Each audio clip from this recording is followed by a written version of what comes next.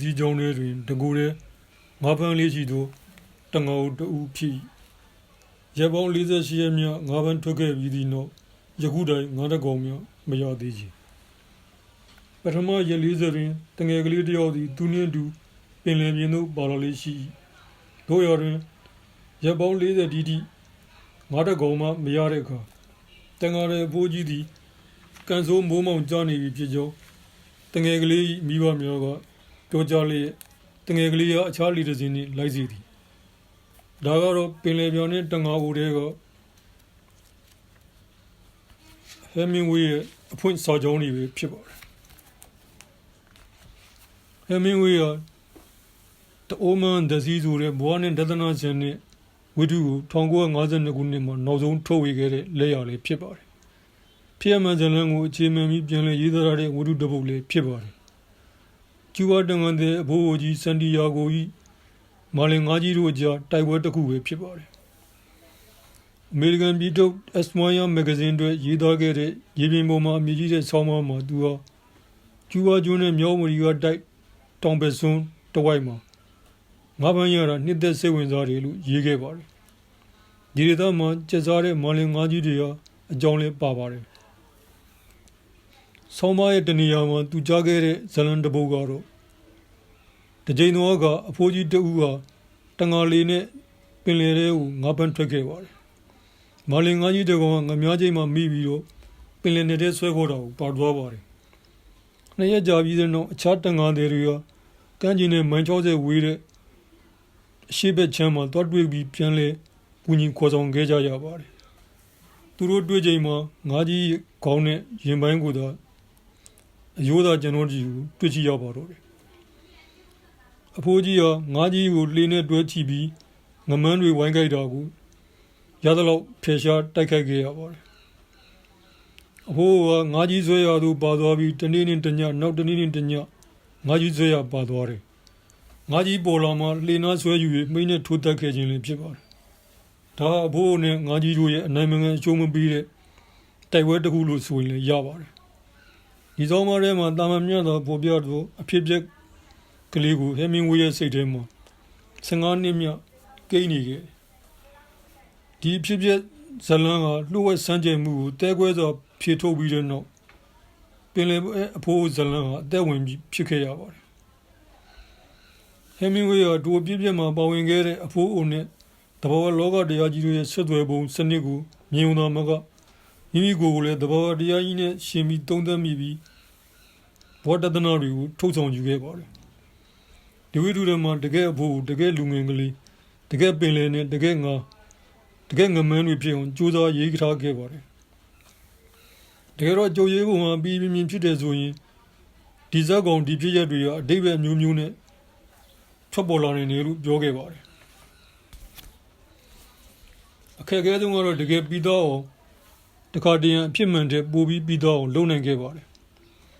ခဲမင်းဝရဲ့ထုတ်ဝေသူတယောက်ကဝိထုနောက်ဆုံးပိုင်းကိုဖတ်ပြီးကြိုက်လွန်းလို့လိုက်မဂ္ဂဇင်းမှာတခါတည်းထဲမြင်လို့အမှန်ကန်ခြင်းနဲ့1952ခုနှစ်မှာဒေါ်လာ6000ခွဲနဲ့အပိသက်ထည့်ပေးခဲ့ပါတယ်နောက်ပိုင်းမှာဒီဝိထုကိုကြိုက်လွန်းလို့ရုပ်ရှင်တွေဝိုင်းရခဲ့တဲ့ဒေါ်လာ1000မိုးများစွာရရှိခဲ့ပါတယ်နောက်ဆုံးတော့ဒီဝိတုက1954ခုနှစ်နိုဘယ်ဆုရတဲ့အထိအောင်မြင်ခဲ့ပါတယ်။အဲဒီနောက်ပိုင်းကမျိုးရကဘာရဲ့အရှင်းနှုံတောင်မြောက်နာမည်ကြီးကြော်ကြားခဲ့တော့ပါတော့တယ်။ဒီထဲမှာဟဲဝင်းဝေးကမိုလိုတော့ခေါ်တဲ့တဦးတည်းကစိတ်ထဲမှာပြောနေတာကို99.9%အသုံးချပြောခဲ့ပါတယ်။ဟဲဝင်းဝေးကစာအုပ်ကောင်းတအုပ်ဆိုတော့တရုတ်တကန်တင်စားချက်တွေအသေးထားပြီးချိုးတင်ရေးသားရတာမဟုတ်ဘူးလို့ပြောခဲ့ပါတယ်။ဒီစကားမှန်ခဲ့ပါတယ်ဒီဝိတုကိုအတိတ်ပဲဖွင့်၍ဝေဖန်ကြရ၌ပင်လယ်ပြင်သည်လူဘဝငါးကြီးသည်တဘောအင်အားကြီးတရအဖိုးအိုသည်အနွယ်နှုတ်သောလူဘဝဟူ၍နောက်ပိုင်းဖတ်ကြည့်ဝေဖန်သူတို့ကဖွင့်ဆိုကြပါတယ်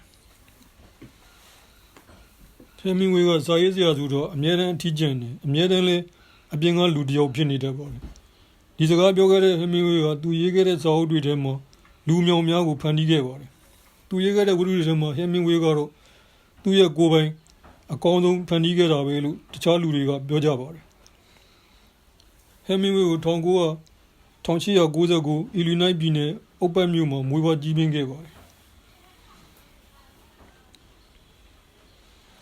ဆောင်းကောင်းတွေအားလုံးမှာတူညီတဲ့တစ်ချက်ရှိတယ်တစ်ချိန်ကသူပြောခဲ့တယ်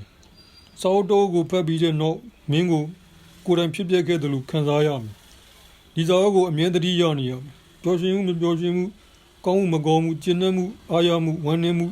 ကြေကွဲမှုကိုခံစားနေရမယ်ဆိုရင်စာအုပ်ကောင်းမယ်အဲ့ဒီစွမ်းရည်ရှိရင်စာရေးစရာဖြစ်ပြီလို့သူကပြောခဲ့ပါတယ်ဟမ်မင်ဝေးရဲ့ဘဝတစ်လျှောက်လုံးမှာအကြောင်းအရာ၄ခုကအထူးစိတ်ဝင်စားခဲ့တယ်ဟုကာလိုဘေဂါဆိုသူကဝေဖန်ရေးသားခဲ့ပါတယ်ဒီလေးချက်ကတော့ငါးဖမ်းခြင်းအမဲပစ်ခြင်းနွားရိုင်းတက်ခြင်းနဲ့စစ်ပွဲလိုပဲဖြစ်ပါတယ်ဒီကိစ္စလေးကိုရေးသားရမှာလောကလုံးခြုံတဲ့အမြင်ကိုဖော်ပြနိုင်ပြီးတတိရှိခြင်းဇွဲကောင်းခြင်းကျင့်ဝတ်ဆိုင်ရာကိုလေးစားခြင်းရုပ်ပိုင်းဆိုင်ရာအားကစားလုပ်ငန်းများသဘောတရားတက်ဝင်စေခြင်းစိတ်ကိုထိမ့်သိမ့်နိုင်ခြင်းဟူသောအကြောင်းတို့ကိုထင်ရှားစွာပေါ်လွင်အောင်ရေးသားနိုင်တယ်လို့ဆိုထားပါတယ်ဟမ်မင်ဝေးက1962ခုနှစ်မှာအိုင်ရိုဝါပြည်နယ်နေအိမ်မှာပဲသူကကွယ်လွန်ခဲ့ပါတယ်ဟမ်မင်ဝေးကပြောခဲ့တာကတော့စိတ်ကူးညင်ကျဲဆိုတာကိုယ်မှရှိပြီးတော့အတွေ့အကြုံကနေပြီးဒီတွင်ဖန်တီးယူရတာပဲဖန်တီးယူလို့ကောင်းအောင်မြင်နေဆိုရင်ပြန်ပြီးသတိရတဲ့အချက်တွေကပိုကောင်းနေတတ်ပါတယ်ကြီးကျယ်လှုပ်ကြံနေထားတဲ့အချက်တွေဟာအဖြစ်မှန်တဲ့ပိုပြီးချီးကျူးဖို့ကောင်းပါတယ်လို့လည်းပြောခဲ့ပါတယ်ဟမ်မင်ဝေးကသူမသေးခင်နောက်ဆုံးရေးထားတဲ့စာကြောင်းတစ်ကြောင်းကတော့စာပေပေးတဲ့အတွက်မျက်ရည်ဝဲဝမ်းနည်းကြည့်ခဲ့ရပါတယ်ဒီစာကြောင်းကတော့ရိုးရိုးရှင်းရှင်းလေးပါပဲနေရာများများတွင်နေထိုင်မှုပြီးနောက်ထွက်ခွာသွားဖို့ယုံကြည်မှုကိုဖောက်ပြဖို့မယုံကြည်တော့ဘူးထို့နောက်ပြန်ယုံကြည်ဖို့ရာသီပြောင်းလဲသွားသည်ကိုစောင့်ကြည့်ဖို့လှေကလေးမှောက်သွားသည်ကိုစောင့်ကြည့်ဖို့လှေကလေးလှော်ခဲ့ဖို့နှင်းကြသည်ကိုစောင့်ကြည့်ဖို့နှင်းများပျောက်သွားသည်ကိုကြည့်ရှုဖို့မိုးသံကိုနားဆွင့်ဖို့ထို့နောက်ကျုပ်လိုချင်သည့်အရာဘယ်မှာရှိတယ်ဆိုတာသိဖို့ဆိုတာတွေပါပဲဒီစာတွေကိုရေးခဲ့တဲ့ဆရာကြီးဟမ်မင်ဝေးဟာအသက်60ကျော်မှာပဲ